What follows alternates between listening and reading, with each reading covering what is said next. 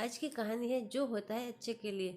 एक बार की बात है, एक राजा तलवारबाजी कर रहा था तो अचानक से उसकी उंगली में कट लग गया। तो पास खड़े मंत्री अचानक बोल उठे, राजा साहब चिंता ना करें, जो होता है अच्छे के लिए होता है। ये सुनते ही राजा को गुस्सा आ जाता है। राजा उस मंत्री को कारागृह में बंद करने का आदेश दे देता है और बोलता है इसको फांसी पर चढ़ा दिया जाए। यह सुनकर मंत्री घबरा गया। उसने राजा से निवेदन किया, महाराज मैंने आपके यहाँ इतने वर्षों तक काम किया है, क्या आप मेरी अंतिम इच्छा पूरी नहीं करेंगे? राजा बोला, ठीक है, बताओ क्या है तुम्हारी अंतिम इच्छा? मंत्री बोला, कृपया मुझे 10 दिन का समय दीजिए, उसके बाद आप मुझे जो चाहे वो सजा दे दीजिए। राजा ने उसकी अंतिम इच्छा मान ली। राजा दूसरे दिन अपने सैनिकों के साथ जंगल में शिकार पर निकला। जंगल के बीच में राजा अपने सैनिकों से बिछड़ गए और रास्ता भटक गए।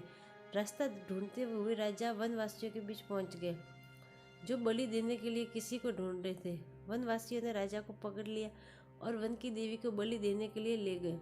बलि देने की सारी तैयारियां पूरी हो गई। जैसे ही राजा को बलि देने के स्थान पर ले जाया गया, वहां खड़े बुजुर्ग की नजर राजा की खंडित उंगली पर पड़ी। उसने आवाज लगाई कि ये तो खंडित है, इसकी बलि नहीं दी जा सकती। तो वनवासियों ने राजा को छोड़ दिया। राजा जैसे तैसे वहां से निकला और अपने राज्य पहुंचा। सबसे पहले कारागृह में अपने मंत्री से मिलने पहुंचा।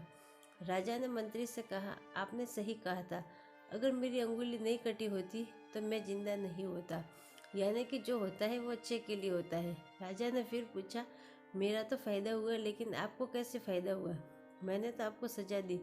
मंत्री बोला, मैं आपके साथ शिकार पर हमेशा रहता हूँ, उस दिन भी रहता, लेकिन मेरे खंडित नहीं होने के कारण मेरी बलि चढ़ जाती, इसलिए मेरे साथ भी जो हुआ अच्छा हुआ।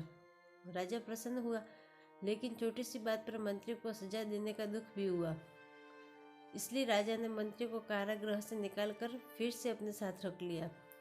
मोरल, इस कहानी से हमें शिक्षा मिलती है कि दोस्तों अपने जीवन में भी बहुत से उतार चढ़ाव आते रहते हैं। कभी कभी कुछ चीज़ें मन मुताबिक नहीं होती हैं, इस कारण से कभी निराश नहीं होना चाहिए। Thank you.